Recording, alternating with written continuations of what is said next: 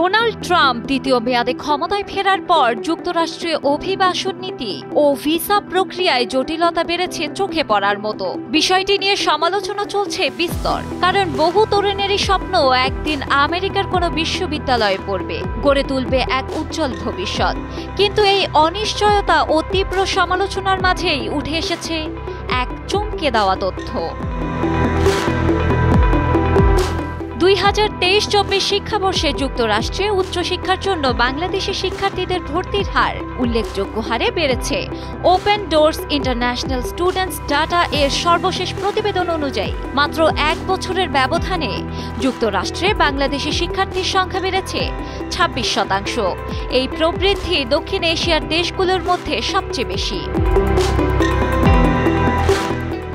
Open doors তথ্য ভান্ডারটি পরিচালনা করে যুক্তরাষ্ট্রভিত্তিক ইনস্টিটিউট অফ ইন্টারন্যাশনাল এডুকেশন। এটি যুক্তরাষ্ট্রের পররাষ্ট্র দপ্তরের সহায়তায় পরিচালিত একটি বিশ্লেষণধর্মী বার্ষিক প্রতিবেদন, যেখানে বিদেশি শিক্ষার্থীদের সংখ্যা, তাদের দেশভেদে উপস্থিতি, শিক্ষাক্ষেত্রে এবং যুক্তরাষ্ট্রের অর্থনীতিতে তাদের অবদানের বিবরণ উঠে আসে।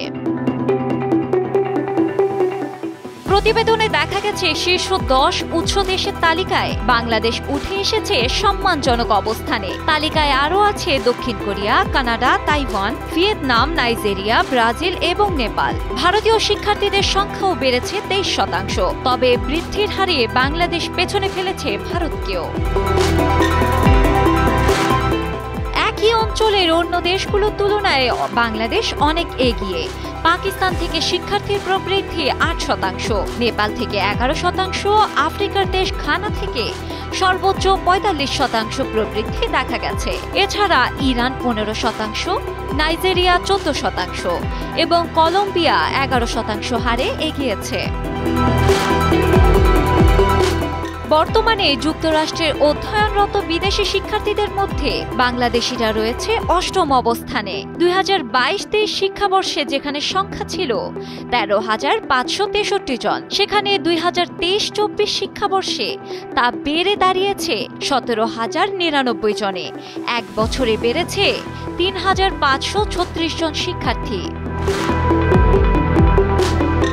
যুক্তরাষ্ট্রের বিশ্ববিদ্যালয়গুলো আন্তর্জাতিক শিক্ষার্থীদের আকৃষ্ট করতে নানা উদ্যোগ নিচ্ছে, আর সেই সুযোগ কাজে লাগাচ্ছেন উন্নয়নশীল দেশের অনেক মেধাবী তরুণ। তাদের পছন্দের তালিকার শীর্ষেই রয়েছে যুক্তরাষ্ট্র, যেখানে স্বপ্ন দেখা যায় শুধু ডিগ্রির নয়, একটি নতুন জীবনেরও।